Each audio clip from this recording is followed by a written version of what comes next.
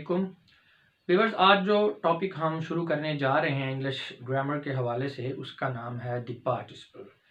और ये एक ऐसा टॉपिक है कि स्टूडेंट जो हैं अक्सर ही जो है वो कन्फ्यूजन का शिकार रहते हैं इस टॉपिक के हवाले से। तो उसमें अब इंशाल्लाह हम अभी स्टार्ट कर रहे हैं। तो मैंने इस तरीके से इसको अरेंज किया है कि आप एक दफ़ा इस पूरे टॉपिक की तमाम वीडियोस को देख लेंगे तो इंशाल्लाह नेक्स्ट टाइम आपको कभी पार्टिसिपल के लिहाज से इसके हवाले से कन्फ्यूजन या परेशानी नहीं होगी। ये टॉपिक है, इसका ये पार्ट 1 है। डिफरेंट छोटे छोटे सब पार्ट्स के लिहाज से मैंने इसको डिफरेंट वीडियोस के अंदर ऑर्गेनाइज कर दिया है। सब पार्ट्स इसलिए कि कुछ लोगों को पूरा टॉपिक नहीं समझना होता, तो फिर उनका टाइम सेविंग के लिए सब टॉपिक्स में इसको डिवाइड करके वीडियो क्लिप्स बना दी गई हैं ताकि आप जो चीज़ जानना चाह रहे हैं आप एग्जैक्ट वहाँ पे पहुँच जाएं। और जो लोग पूरा टॉपिक समझना चाह रहे हैं उनको भी फैसिलिटेट किया गया। उसके लिए तमाम पार्ट्स को वन कंबाइंड वीडियो की शक्ल में कंप्लीट इंग्लिश कोर्स वाली जो प्लेलिस्ट है उसके अंदर भी आपको अवेलेबल हो जाएगी। और वैसे भी मैं आपको कहता रहता हूँ कि अगर आप कंप्लीटली किसी टॉपिक को पढ़ना चाह रहे हैं तो उसके लिए फिर आपको मेन जो है उस पर नहीं जाने की जरूरत। चैनल पे आपने जाना है प्लेलिस्ट के अंदर, वहाँ पे कंप्लीट इंग्लिश कोर्स वाली जो प्लेलिस्ट है उसके अंदर तमाम जो वीडियोस हैं वो कंबाइंड फॉर्म में है। तो चलिए जी स्टार्ट करते हैं पार्टिसिपल को। A participle is basically a verb. पहली तो बात यह है कि ये वर्ब है, और वैसे भी जो हमारा मेन चल रहा है इस वक्त ग्रामर के हवाले से हम वर्ब की काइंड्स को स्टडी कर रहे हैं। तो ये वर्ब है। Her structure and functions are different from base form of the verb। हाँ जी, लेकिन इसकी जो स्ट्रक्चर है और इसका जो फंक्शंस हैं वर्ब की जो बेस फॉर्म है यानी जो पहली फॉर्म होती है उससे डिफरेंट होते हैं।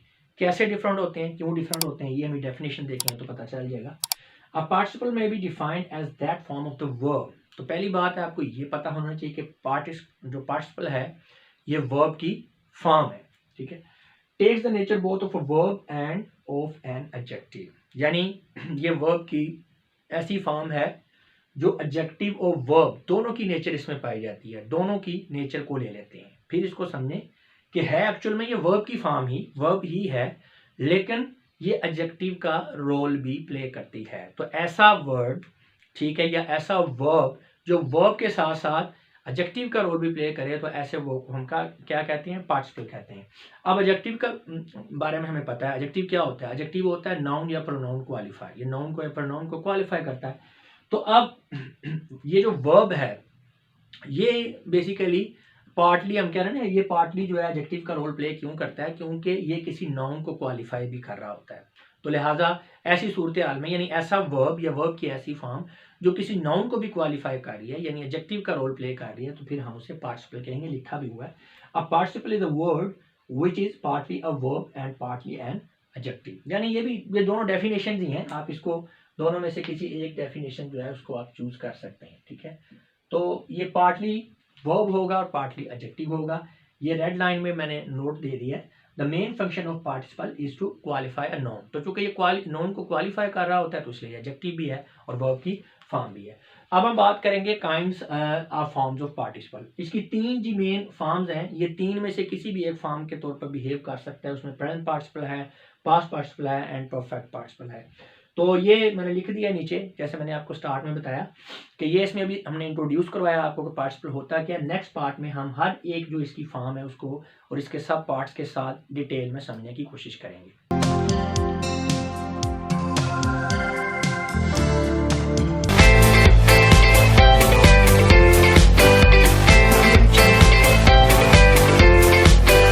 व्यूअर्स, हम स्टडी कर रहे हैं पार्टिसिपल के टॉपिक को और इस सिलसिले में ये अभी हमारा सेकंड पार्ट चल रहा है जिसके अंदर हम प्रेजेंट पार्टिसिपल को समझने की और जानने की कोशिश करेंगे। यहाँ पे लिखा भी हुआ है वर्ब प्लस आईएनजी। जी, तो आपको सबसे पहले ये पता होना चाहिए कि पार्टिसिपल होता क्या है। और अगर आपको ये नहीं पता तो ये जो हमारा टॉपिक है उसकी वेरी फर्स्ट वीडियो देखें, लिंक नीचे डिस्क्रिप्शन में शेयर कर दिया गया और उसके अंदर मैंने पार्टिसिपल को डिस्क्राइब किया कि ये क्या होता है। अभी हम बात करेंगे प्रेजेंट पार्टिसिपल की। The present participle can be formed by adding I N G with base form of any verb. यानी किसी भी वर्ब की आप बेस फॉर्म या कह लें फर्स्ट फॉर्म जो है उसके साथ जब आप आईएनजी ऐड कर लेंगे तो ये हमारा क्या बन जाता है, प्रेजेंट पार्टिसिपल। जैसे कि गो है तो उसके साथ आईएनजी ऐड किया, गोइंग, सीट से सिटिंग, लुक से लुकिंग, कम से कमिंग, एट्सेट्रा एट्सेट्रा। तो यहाँ पे अभी हम एग्जांपल से इसको समझने की कोशिश करते हैं। Hearing the sound the students came out. Bell की आवाज़ सुनकर, ठीक है, ये आवाज़ सुनकर जो है स्टूडेंट्स जो है वो बाहर आ गए। अब इस सेंटेंस पे ज़रा गौर करें In the above sentence, it can be seen that the base form hear and ing combine to form word hearing. अब ये base form क्या है इसकी? Hear, और इसके साथ ing मिल गया तो hearing, और ये आपका क्या है? Present participle है. अच्छा, इसमें which is qualifying the noun students simulating an adjective. अब इसमें जरा गौर करें. Hearing the sound, the students came out. अब स्टूडेंट जो हैं वो बाहर आए हैं. अब इसको स्टूडेंट्स की हम मजीद एक्सप्लेन करना चाहें कि स्टूडेंट क्यों बाहर आए हैं, क्योंकि उन्होंने सुनी है आवाज़, साउंड सुनी है. तो बेसिकली यहाँ पे आप कह सकते हैं कि जो हियरिंग है, हियरिंग ये स्टूडेंट्स को क्वालिफाई कर रहा है, यानी स्टूडेंट्स की एक इजाफी एट्रीब्यूट जो है उसको आपको बता रहा है कि स्टूडेंट्स क्या हैं, वो सुन रहे हैं या उन्होंने सुना है. तो अब यहाँ पे ये जो आपका हियरिंग है, क्योंकि ये क्वालिफाई कर रहा है स्टूडेंट्स को, इसलिए सिमुलेट कर रहा है एडजेक्टिव को. सिमुलेट का मतलब है उसकी तरह बिहेव कर रहा है, उसकी तरह काम कर रहा है. अच्छा, अब इसमें आगे देखें. More over it may also B observe that the word hearing is also governing an object sound. अब ये भी देखें, ये आपका जो हियरिंग है ये साउंड को गवर्न भी कर रहा है, ठीक है ना, यानी साउंड के लिए ये वर्ब का काम कर रहा है, यानी साउंड के ऊपर एक्शन हो रहा है बेसिकली हियरिंग का. तो यहाँ पे ये वर्ब को सिमुलेट कर रहा है, यानी अगर हम साउंड के लिहाज से हियरिंग जो वर्ड है इसको साउंड के लिहाज से हियरिंग को देखें तो ये सिमुलेट कर रहा है, यहाँ पे गवर्न कर रहा है साउंड को, तो ये वर्ब के तौर पर रोल प्ले कर रहा है. और अगर हम इस हियरिंग को स्टूडेंट्स के लिहाज से देखें तो यहाँ पे ये एडजेक्टिव के तौर पर रोल प्ले कर रहा है, क्योंकि ये स्टूडेंट्स को क्वालिफाई कर रहा है. स्टूडेंट्स यहाँ पे नाउन है. So with these observations, we may conclude that a participle may act like adjective and verb. तो यहाँ पे वर्ड एक ही है, यही सेम वर्ड एडजेक्टिव के तौर पे भी काम कर रहा है और वर्ब के तौर पे भी काम कर रहा है एट द सेम टाइम. तो लिहाजा हम इसे क्या कहेंगे, इसे हम पार्टिसिपल इसलिए कहते हैं क्योंकि ये एक ही टाइम के ऊपर एडजेक्टिव का रोल भी प्ले कर रहा है और ये साथ में क्या कर रहा है, ये वर्ब का रोल भी प्ले कर रहा है. अब इसे प्रेजेंट पार्टिसिपल क्यों कहते हैं ये भी आपको बताते हैं नेक्स्ट. तो so it may also be refer to as a verbal adjective. तो इसको हम वर्बियल एडजेक्टिव भी कहते हैं कि बेसिकली ये एडजेक्टिव है लेकिन ये वर्ब का रोल भी प्ले कर रहा है, तो हम इसे वर्बियल एडजेक्टिव कहेंगे, यानी कि ये ऐसा एडजेक्टिव है जो कि वर्ब भी है. नेक्स्ट आ जाएंगी अब पार्टिसिपल फ्रेज. इसके बारे में भी आपको पता होना चाहिए. A phrase which is introduced by a participle is called participle phrase. अब किसी को फ्रेज, क्लॉज, सेंटेंस का डिफरेंस नहीं पता तो वो रेलेवेंट वीडियो देखें, लिंक नीचे डिस्क्रिप्शन में दे दिया गया है. In the above sentence, hearing the sound is a participle phrase, and according to its use in this sentence, it may be regarded as adjective phrase. हाँ जी, अब इस पूरे को देखें ना, hearing the student, बेसिकली ये पूरे का पूरा जो फ्रेज है वो स्टूडेंट को क्वालिफाई कर रहा है, ठीक है. तो उसकी एट्रीब्यूट को एक्सप्लेन कर रहा है कि स्टूडेंट्स जो है वो आवाज़ सुन रहे हैं. तो अब यहाँ पे ये जो फ्रेज है इसको हम जो है एडजेक्टिव फ्रेज भी कहेंगे, लेकिन चूंकि इसके स्टार्ट में पार्टिसिपल आ गया है ये एडजेक्टिव फ्रेज ही अपनी क्लास के लिहाज से, लेकिन चूंकि ये स्टार्ट पार्टिसिपल से हुआ है इसलिए हम इसे पार्टिसिपल फ्रेज भी कहेंगे. तो प्रेजेंट पार्टिसिपल की बात आ गई है. Present participle usually represents an action which is going on or incomplete or imperfect, यानी एक एक्शन जो है वो भी चल रहा है या वो नामुकम्मल है, ठीक है, या इम्परफेक्ट है. तो इस तरह की सिचुएशन के लिए फिर हम प्रेजेंट पार्टिसिपल यूज करते हैं. The students thinking all was good try to solve the paper. अब इसमें किसी एक्शन का कंप्लीट होना दिखाया नहीं गया, ठीक है, एक्शन चल रहा है जी, उन्होंने पेपर सोल्व करना शुरू कर दिया या वो सोच रहे थे कि सब कुछ ठीक है, लेकिन यहाँ पे कोई एक्शन के कंप्लीट होने का बेसिकली आप देख सकते हैं कि कोई इसमें शायबानी आपको नजर आ रहा है. तो यहाँ पे आप देख सकते हैं कि जो इनकम्प्लीट एक्शन है तो ये आपका प्रेजेंट पार्टिसिपल है. लेकिन इसमें परेशान नहीं होना अगर आपको समझ नहीं आ रही कि अब हम पास्ट पार्टिसिपल और परफेक्ट पार्टिसिपल पढ़ेंगे तो वो उनमें वो बड़ी डिफरेंट स्ट्रक्चर ही डिफरेंट होगी, तो आपको इनको पहचानने में, आइडेंटिफाई करने में प्रॉब्लम नहीं होगा. अच्छा जी, नेक्स्ट है when a participle is form from transitive verb it takes an object with it. अच्छा, अब पार्टिसिपल है क्या, वर्ब और उसके साथ आईएनजी फॉर्म. अब आईएनजी के साथ जो वर्ब की बेस फॉर्म लगा रहे हैं आप, अगर वो वर्ब आपका ट्रांजिटिव है तो डेफिनेटली उसने ऑब्जेक्ट अपने साथ लेना है, क्योंकि ट्रांजिटिव वर्ब एक ऐसा वर्ब होता है जो ऑब्जेक्ट के बगैर कोई मीनिंग, कोई मफहूम नहीं दे पाता. तो लिहाजा अगर आपका जो पार्टिसिपल है वो ट्रांजिटिव वर्ब से बना है तो ऑब्जेक्ट तो डेफिनेटली होगा. देखें यहाँ पे वी सॉ स्टूडेंट कैरिंग. अब कैरी क्या है, ये ट्रांजिटिव वर्ब है, तो आईएनजी अब ये पार्टिसिपल बन गया. We saw student carrying a bundle of papers. हमने एक स्टूडेंट को देखा जो कि बंडल ऑफ पेपर उठाए हुए था। अब यहाँ पे ऑब्जेक्ट क्या है, बंडल ऑफ पेपर्स क्या बन गया, ऑब्जेक्ट कैरी का। कैरी किसे किया गया, बंडल ऑफ पेपर्स को। एक्शन कौन रिसीव कर रहा है, बंडल ऑफ पेपर्स।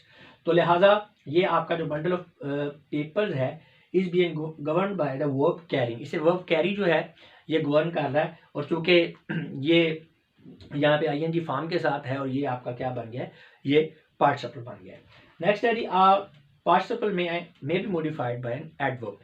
तो ये भी आपने ध्यान में रखना है कि जो पार्टिसिपल है उसे एडवर्ब जो है वो उसको मॉडिफाई कर सकता है।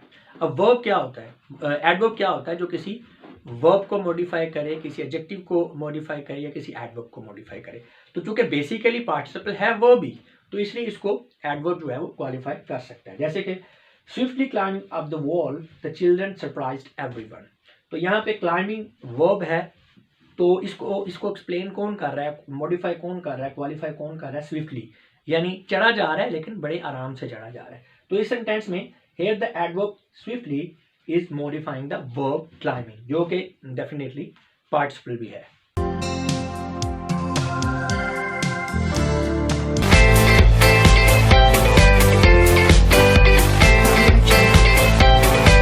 व्यूअर्स, हम स्टडी कर रहे हैं पार्टिसिपल के टॉपिक को, और इस सिलसिले में ये हमारी थर्ड वीडियो है जिसके अंदर हम पास्ट पार्टिसिपल को समझने की कोशिश करेंगे। तो उसमें आपको पहले पता होना चाहिए कि पार्टिसिपल क्या होता है। अगर आपको नहीं पता तो इस टॉपिक की वेरी फर्स्ट वीडियो को देखें, उसमें क्लियरली डिस्क्राइब किया गया है कि पार्टिसिपल होता क्या है और क्यों हम इसको यूज़ करते हैं, और इसका लिंक भी नीचे डिस्क्रिप्शन में दे दिया गया है। अगर हम बात करें पास्ट पार्टिसिपल की, a participle which denotes a completed action or state of the thing spoken of is called as past participle। यानी एक ऐसा ये पार्टिसिपल है, पास्ट पार्टिसिपल, जो कि किसी मुकम्मल एक्शन को, यानी ऐसा एक्शन जो कंप्लीट हो गया है, या किसी एक्शन की बात कर लें, या कोई स्टेट है, किसी हालत, यानी किसी एक्शन को भी ये रिप्रेजेंट कर सकता है, किसी स्टेट को भी रिप्रेजेंट कर सकता है, किसी चीज़ की जिसके बारे में बात हो रही है उस चीज़ की स्टेट के बारे में भी एक जो है ये उसको गवर्न कर सकता है और एक्सप्लेन कर सकता है, और किसी एक्शन को भी, लेकिन दोनों कंप्लीट होंगे। किसी चीज़ की जो स्टेट ऑफ एक्शन है उसके वाले से भी ये कंप्लीटेड होगा, sorry state of the thing के वाले से भी ये कंप्लीट होगा, और एक्शन के वाले से भी ये कंप्लीट होगा। तो past participle is represented by third form of the verb, or simply we may say that third form of the verb is also called past participle। हम जब वर्ब की डिफरेंट फॉर्म्स की बात करते हैं तो first form, second form, third form, तो जो थर्ड फॉर्म होती है वो पास्ट पार्टिसिपल होती है। सिंपली आप इसको कह सकते हैं कि ये पास्ट पार्टिसिपल है। आप past participle usually ends in, तो ये जनाब 5 चीज़ें हैं, 5 वर्ड्स हैं, ये 5 एंडिंग्स हैं। तो इन 5 में से कोई एक एंडिंग होगी पार्टिसिपल की, यानी आखिर में या डी होगा, ठीक है, या ईडी होगा,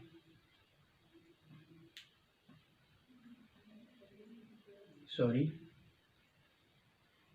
ये डी होगा या ईडी होगा, टी होगा, एन होगा या ई एन होगा। यहाँ पे भी मैंने लिखा हुआ वर्ब क्लास और ये एंडिंग्स। तो एग्जांपल्स में आप देख सकते हैं, वर्क से वर्क, प्ले से प्लेड, स्लीप से स्लेप्ट, स्पीक से स्पोकन, रन से रन। तो ये पहली फॉर्म से थर्ड फॉर्म यानी पास्ट पार्टिसिपल बनाई हुई है, और उनकी एंडिंग देख लें, इन्हीं में से एक होगी। अब हम एग्जाम्पल्स की मदद से इसको थोड़ा डिस्क्राइब कर लें। Chase by wolf we ran to hill station. Wolf का पीछा करने के बाद जो है हम जो है हिल स्टेशन की तरफ दौड़ गए। Driven by thirst the crow search the water here and there. तो जो है प्यास की वजह से जो है ना, कौवा जो है उसने सर्च किया पानी को इधर उधर। Time is spent is time lost. जो टाइम आपने गलत तरीके से गुजारा है, यानी ज़ाया किया है, वो टाइम लॉस्ट है, यानी अच्छे तरीके से नहीं गुजारा आपने, यानी किसी प्रोडक्टिव एक्टिविटी में नहीं गुजारा। We saw classroom crowded with students. हमने एक ऐसा क्लासरूम देखा जो कि बच्चों से, स्टूडेंट से जो है वो पुरहजूम था, भरा हुआ था। The above sentences show that the past participle represents a completed action or state of things spoken of। तो आप यहाँ पे ये past participle हैं जिन्हें मैंने green underline किया है, तो ये सारे आप देख सकते हैं कि completed action को ये represent कर रहे हैं कि action complete हो गया। यहाँ पे जैसे chased by the wolf, अब wolf ने उनको chase किया था, action complete हो गया और फिर वो दौड़ गए। इसी तरह यहाँ पे driven by thrust, इसका मतलब ये नहीं है कि thrust उसको ड्राइव कर रही है और उसके करते रहना है, इनकम्प्लीट, एक्शन कंप्लीट हो गया। थ्रस्ट ने उसको ड्राइव किया है तो वो जो है दौड़ा है आगे सर्च करने के लिए पानी। इसी तरह टाइम मिस स्पेंट, टाइम गुजर गया है, ठीक है, अभी वो गुजर रहा नहीं है, गुजर गया है। और यहाँ पे क्लासरूम क्राउडेड विद स्टूडेंट्स, तो क्राउडेड हो गया, भर गया, बस मुकम्मल एक्शन, इसकी कोई नेक्स्ट स्टेट नहीं है। तो अब इसमें मैं आपको पार्टिसिपल के हवाले से भी थोड़ा-सा बता दूँ। पार्टिसिपल क्या होता है, जो कि वर्ब तो होता ही है, लेकिन साथ में वो एडजेक्टिव का रोल भी प्ले कर रहा होता है। अब इस सेंटेंस को देखें, चेज़ बाय अ वुल्फ। अब चेज़ बेसिकली एक वर्ब है, लेकिन अब अगर हम बात करें कि ये एडजेक्टिव का रोल कैसे प्ले कर रहा है, ये बेसिकली वी को क्वालिफाई कर रहा है। देखें ज़रा, अगर ये वी हम इस तरह से लिख लें, we chase by a wolf, इसका मतलब है हमको आगे क्वालिफिकेशन हो रही है कि हमें क्या हुआ है जी, मज़ीद इन्फॉर्मेशन हमारे बारे में कि हमें वुल्फ ने चेज़ किया। आगे फिर एक्शन है कि हम दौड़ गए। इसी तरह नेक्स्ट में देखें, driven by thrust the crow. अब ये ड्रिवन ड्राइव से ड्रिवन है, नो डाउट ये वर्ब भी है, लेकिन ये एडजेक्टिव भी है क्योंकि ये क्रो को क्वालिफाई कर रहा है। जैसे कि अगर हम इस तरह से कहें, the crow driven by thirst, तो फिर आपको क्लियर हो जाएगा कि बेसिकली ड्रिवन बाय थर्स्ट जो है ये क्रो को एक्सप्लेन कर रहा है, पूरे का पूरा फ्रेज। तो लिहाजा ये बात पूरी हो जाती है फिर इस इन सेंटेंस को देख के कि जो हमारा ये चेज जो ड्रिवन है ये हमारे पार्टिसिपल हैं। पार्टिसिपल क्यों है? क्योंकि ये वर्ब भी हैं और एडजेक्टिव भी हैं, और पास्ट पार्टिसिपल इसलिए हैं क्योंकि एक्शन कंप्लीट हो गया, कंप्लीटेड एक्शन को रिप्रेजेंट कर रहे हैं, तो ये हमारे पास्ट पार्टिसिपल हैं। पीछे हमने देखा था कि जब एक्शन कंप्लीट नहीं था, जारी था, ठीक है, इम्परफेक्ट था, तो फिर वो हमारा क्या था, वो प्रेजेंट पार्टिसिपल था।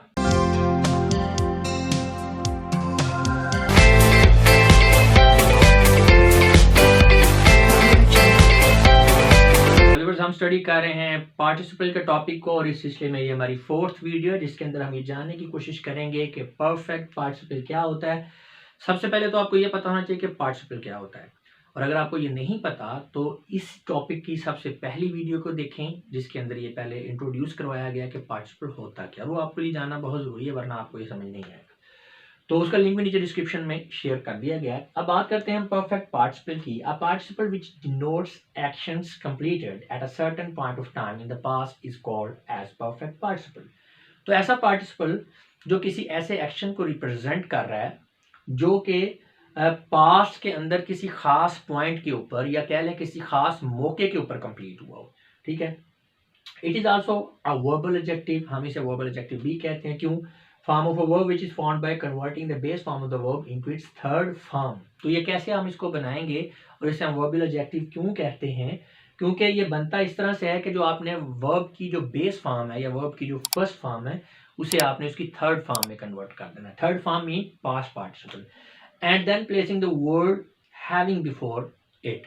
तो उससे पहले फिर आप एक वर्ड है हैविंग वो लगा देंगे, तो ये आपका क्या बन गया, perfect participle. Simply past participle से पहले हैविंग लगा देने से परफेक्ट पार्टिसिपल बन जाता है। नीचे दिखाया भी है, शोड शोन शोड शोन, सी सा सीन, गो वेंट गॉन। तो ये इसकी 3 फॉर्म्स हैं, या ये पास्ट पार्टिसिपल फॉर्म्स हैं इसकी जो रेडिंग वाली हैं। अब इनसे पहले हमने तीनों से पहले हैविंग लगा दिया, तो ये सारी की सारी परफेक्ट पार्टिसिपल बन गई है। सेंटेंसेस की मदद से, एग्जांपल्स की मदद से हम इसको समझने की कोशिश करते हैं। Having meal we went to sleep, खाना खाने के बाद हम सोने के लिए चले गए। अब यहाँ पे हमने ये कहा था कि पास्ट पार्टिसिपल किसी ऐसे एक्शन को रिप्रेजेंट करता है जो कि पास्ट के अंदर किसी खास टाइम पे ऊपर जो है वो कंप्लीट हुआ हो। अब देखें, हैविंग मील्ड, खाना खाया जा चुका है, ठीक है, पहले तो बात यह कि एक्शन कंप्लीट है। अब वो मौका कौन सा है, वो कौन सा टाइम है, eight a certain point of time in the past, जो हम बार बार कर रहे हैं, वो मौका कौन सा है, वो टाइम कौन सा है जिसके ऊपर एक्शन कंप्लीट हो गया था? वो टाइम था सोने का। यानी जब वो सोने गए हैं तो उस सोने के टाइम पर, उस मौके के ऊपर, जब वो सोने जा रहे हैं, जब वो सोने जा रहे हैं उस मौके के ऊपर एक्शन जो है खाने का कंप्लीट हो गया था, ठीक है। इसी तरह having worked hard he started to play, बहुत ज़्यादा सख्त मेहनत करने के बाद जो है, काम करने के बाद उन्होंने खेलना शुरू कर दिया। अब हैविंग वर्कड हार्ड, काम कंप्लीट हो गया। अब वो मौका कौन सा है पास्ट का जिसके ऊपर ये कंप्लीट हुआ है? जब उन्होंने खेलना शुरू किया, यानी जब उन्होंने खेलना शुरू किया उस मौके पे, उस पॉइंट ऑफ टाइम के ऊपर काम, जो सख्त मेहनत करने का जो काम है वो कंप्लीट हुआ था। Having slept we started our work, तो सोने के बाद हमने अपना काम स्टार्ट कर दिया। हैविंग स्लेप्ट, नींद पूरी हो चुकी है जी, आप सो चुके हैं, एक्शन कंप्लीट है। कब हुआ है? जब उन्होंने काम शुरू किया है, यानी जब काम शुरू किया है तो उस वक्त वो एक्शन कंप्लीट हो गया है।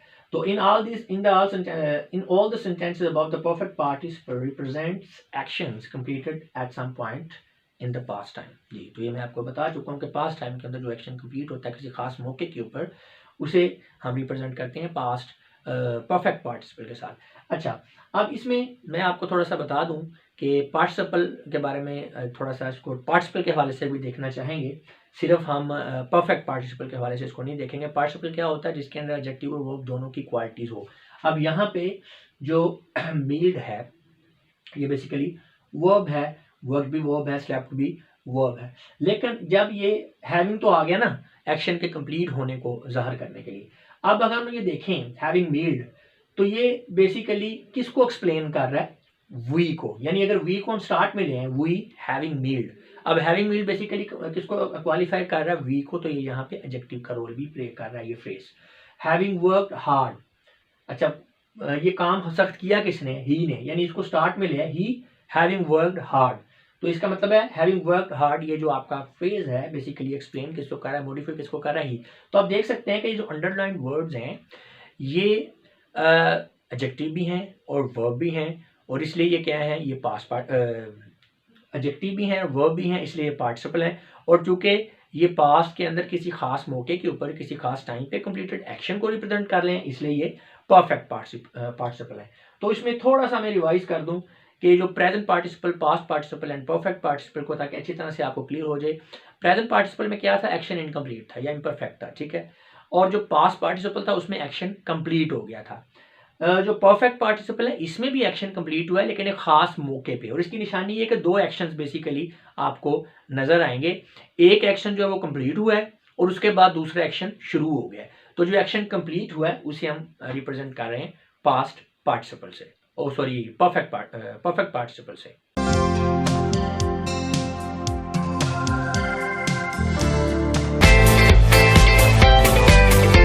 व्यूअर्स, हम स्टडी कर रहे हैं पार्टिसिपल के टॉपिक को, और इस सिलसिले में ये हमारी 5th वीडियो है जिसके अंदर हम प्रेजेंट, पास्ट और परफेक्ट पार्टिसिपल का कंपैरेटिव एनालिसिस करेंगे। क्योंकि इससे पहले वाले जो पार्ट्स हैं उनके अंदर हमने स्टडी कर लिया डिटेल में कि पार्टिसिपल क्या होता है, और उसके बाद present, past and perfect participle को अलग-अलग से एग्जांपल्स की मदद से डिस्क्राइब किया है। अभी हम इनको इकट्ठा थोड़ा सा डिस्कस करेंगे और साथ में हम इनको कंपेयर करके भी इनका एनालिसिस करेंगे। इससे ये आपका कॉन्सेप्ट जो अच्छी तरह से क्लियर हो जाएगा और जो कन्फ्यूजन्स होती हैं, जो एम्बिग्युइटीज होती हैं, वो क्लियर हो जाएंगी। तो चलिए स्टार्ट करते हैं जी। A participle can be used as simple qualifying adjective. Simply participle होता ही वो है जो वर्ब भी हो और एडजेक्टिव भी हो। तो सिंपली ये क्वालिफाइंग एडजेक्टिव तौर पे भी ये यूज होते हैं in front of a noun, and in doing so they are also called as participle adjectives. हाँ जी, तो ये बेसिकली जिस तरह से एक एडजेक्टिव होता है नाउन को या प्रोनाउन को क्वालिफाई कर रहा होता है, बिल्कुल उसी तरह ये सिंपली का वर्ड इसीलिए यूज किया है कि बिल्कुल उसी तरह ये नाउन या प्रोनाउन को क्वालिफाई करते हैं। और जब ये ऐसा कर रहे होते हैं तो हम इन्हें पार्टिसिपल एडजेक्टिव भी कहते हैं।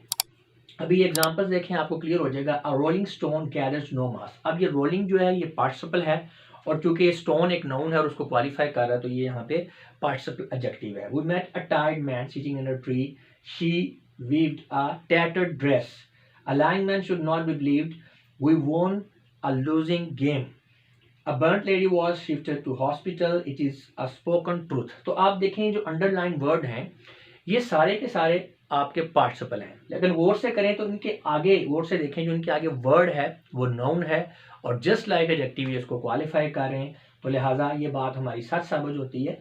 From these examples it's obvious that participles may simply qualify nouns by proceeding right before them like an adjective। यानी बिल्कुल एडजेक्टिव की तरह हूबहू ये नाउन से या प्रोनाउन से पहले आकर उनको बिल्कुल एडजेक्टिव की तरह जो है क्वालिफाई कर रहे होते हैं। लिहाजा हम इनको पार्टिसिपल एडजेक्टिव भी कहते हैं। जैसे कि यहाँ पे देखें, टाइड क्वालिफाई कर रहा है मैन को, टैटर्ड ड्रेस को, tattered dress, lying man, losing game, spoken truth, बर्nt lady. तो सिंपली हम इन्हें पार्टिसिपल एडजेक्टिव्स कहते हैं क्योंकि ये बिल्कुल एडजेक्टिव्स की तरह बिहेव करते हुए नाउन को क्वालिफाई करते हैं। और ये मतलब नाउन के बाद में भी आ सकते हैं, जैसे फ्रेजेस में हमने पीछे पढ़ा है।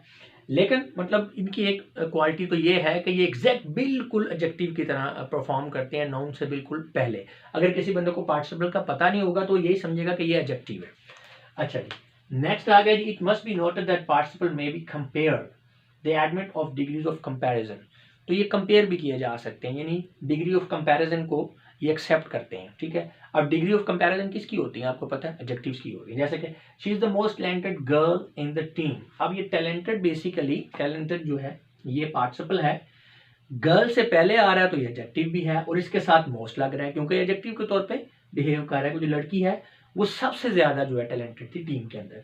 ही is regarded as the most sophisticated person in the town, बिल्कुल ऊपर वाले सेंटेंस की तरह मोस्ट आ गया सोफिस्टिकेटेड से पहले जो कि हमारा पार्टिसिपल है। We met a very educated lady at the party. अब एजुकेटेड लेडी को क्या कर रहा है, क्वालिफाई कर रहा है, एडजेक्टिव है, इससे पहले वेरी आ गया है तो लिहाजा ये इसकी कंपैरेटिव डिग्री बन गई है और ये पार्टिसिपल भी है। Education is the most pressing need of the time. अब प्रेसिंग क्या है, ये प्रेजेंट पार्टिसिपल है लेकिन ये नीड को भी क्वालिफाई कर रहा है कि जो नीड है वो बड़ी प्रेसिंग है, बड़ी अशद है।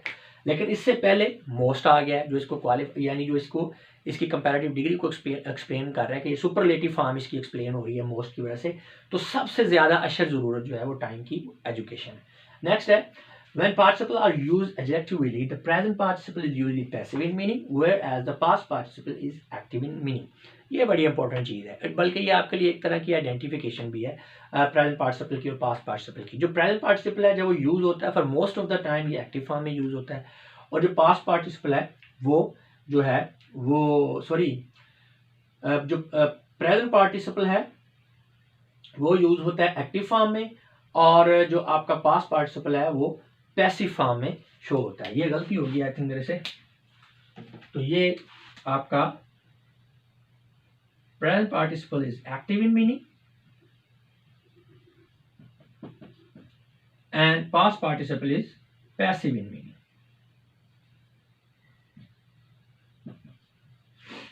अभी एग्जांपल्स देखेंगे तो बिल्कुल क्लियर हो जाएगा। जैसे प्रेजेंट पार्टिसिपल है जी आपके पास प्लेइंग, अ प्लेइंग गर्ल, तो a girl which is playing, तो ये आपका एक्टिव है, बेसिकली ये एक्टिव टोन आ रही है आपकी।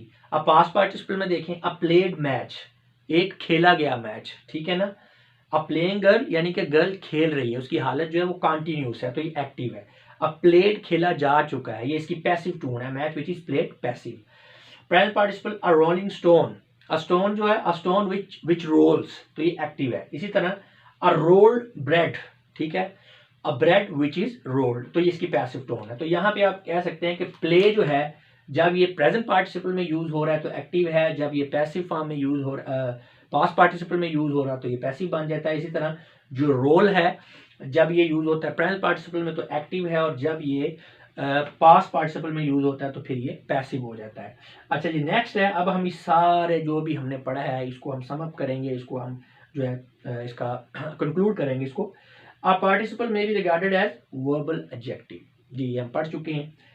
अब इसमें एग्जांपल है hearing the sound the students come out, तो अब ये hearing जो hearing है ये sound को गवर्न भी कर रहा है, ठीक है, और hearing the sound ओवरऑल जो ये स्टूडेंट्स के लिए adjective भी है तो लिहाजा ये verbal adjective है। A participle governs a noun or pronoun like a verb.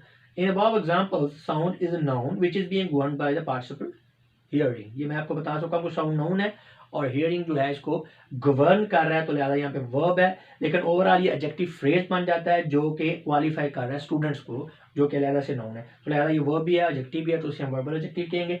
Next है a participle may be modified by an adverb like verb. हाँ जी, तो आपको पता है कि एडवर्ब क्या करता है, ये मॉडिफाई करता है एडजेक्टिव को, वर्ब को और अनदर एडवर्ब को। तो अब अगर आपका एडवर्ब जो है वो इसको क्वालिफाई कर रहा है वर्ब की तरह, तो इट मीन्स कि ये वर्ब के तौर पे भी बिहेव करता है। जैसे swiftly climbing up the wall, अब क्लाइंब और वॉल, ठीक है, वॉल ये नाउन है और क्लाइंब उसका वर्ब बन रहा है। अब climbing up the wall the children, अब ये क्लाइंबिंग अप द वॉल क्या है, ये एडजेक्टिव फ्रेज हो गया चिल्ड्रन के लिए जो कि नाउन है, तो इट मीन्स आपका जो क्लाइंबिंग है ये वर्ब भी है एडजेक्टिव भी है, लेकिन इससे पहले स्विफ्टली आ गया है जो कि क्लाइंबिंग की जो है उसको भी जो है क्वालिफाई कर रहा है, उसकी भी क्वालिटी को डिस्क्राइब कर रहा है कि जो क्लाइंबिंग हुई है, चढ़ने का अमल हुआ है वो बड़ा तेजी से हुआ है, तो स्विफ्टली क्या है, ये एडवर्ब है। तो लिहाजा हम कह सकते हैं कि जो हमारे पार्टिसिपल्स हैं वो क्वालिफाई हो सकते हैं एडवर्ब से। नेक्स्ट है a participle may qualify a noun और प्रोनाउन लाइक एन एडजेक्टिव, ये तो पहले होगी ये बात, लेकिन चलें having slept we started our work. अब यहाँ पे हैविंग स्लेप्ट जो है ये आपका पार्टिसिपल है, ठीक है। अब स्लीप की ये थर्ड फॉर्म है, स्लेप्ट, स्लीप आपको पता वर्ब होता है। अगर आप इसकी सेंस में जाएं तो बेसिकली हैविंग स्लेप्ट जो है ये वी को क्वालिफाई कर रहा है, देखें ना, अगर हम वी को पहले ले आए, we having slept started our work. अब काम ये हो रहा है, स्टार्टेड अ वर्ब। अब हैविंग स्लेप्ट क्या है, ये वी की कंडीशन है, उसको क्वालिफाई कर रहा है कि सो लेने के बाद, ठीक है। तो लिहाजा यहाँ पे ये एडजेक्टिव के तौर पर पार्टिसिपल यूज हुआ है। ई जो है, a participle may be compared like an adjective. हाँ जी, ये भी बात वैसे पहले ऊपर हो चुकी है कि एडजेक्टिव की तरह कंपेयर भी हम इसे कर सकते हैं, लेकिन जो कि हम समअप कर रहे हैं तो ये सारे को हम इसको जो है एक दफ़ा कंक्लूड कर रहे हैं ताकि ये सारी चीज़ें आपको इन पॉइंट्स की शक्ल में जहन नशीन हो जाए। अभी ये 5वां पॉइंट हमारा चल रहा है, she is the most talented girl in the team. अब टैलेंटेड जो है ये आपका क्या है, यहाँ पे पार्टिसिपल और उससे पहले मोस्ट आ गया, उसका मतलब है ये इसके बाद जो है सुपरलेटिव डिग्री यूज हो गई है। अच्छा, नेक्स्ट है जी active and passive forms of different participles. हाँ जी, नेक्स्ट पॉइंट जो है याद रखने वाली चीज़ है कि जो हमारे डिफरेंट पार्टिसिपल्स हैं उनकी एक्टिव एंड पैसिव फॉर्म्स जो हैं उनको हमने समझना है कि वो किस तरह से बनती हैं और वो किस तरह से हमने उनको मेमोराइज करना और ये सारी चीज़ें। तो इसको हमने नेक्स्ट वीडियो के अंदर जो है पार्ट 5 और पार्ट जो 6 है उसके अंदर एक्सप्लेन करेंगे। उस वीडियो का लिंक नीचे डिस्क्रिप्शन में दे भी दिया गया है। और अगर आप इस पूरे टॉपिक को एक ही वीडियो में देखना चाह रहे हैं तो उसके लिए आप कंप्लीट इंग्लिश कोर्स वाली जो प्लेलिस्ट है उसमें जाएं, तो वहाँ पे ये एक ही वीडियो में पूरे का पूरा टॉपिक यानी ये सारे क्लिप्स जो हैं कंबाइंड फॉर्म में भी आपको अवेलेबल हो जाएंगे।